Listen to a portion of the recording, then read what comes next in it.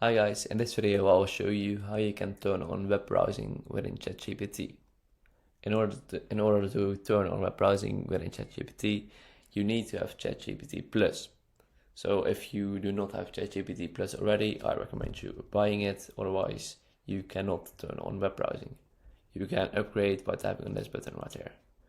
If you have bought ChatGPT Plus, you can tap on those three dots next to your name, then go to settings, and a button will appear called beta features right here.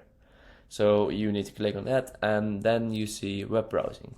You need to toggle this on, and this will automatically turn on web browsing.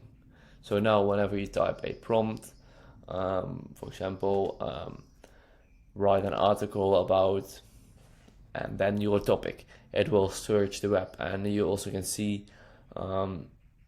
which links ChatGPT clicks on, what ChatGPT search for and stuff. So it's very cool.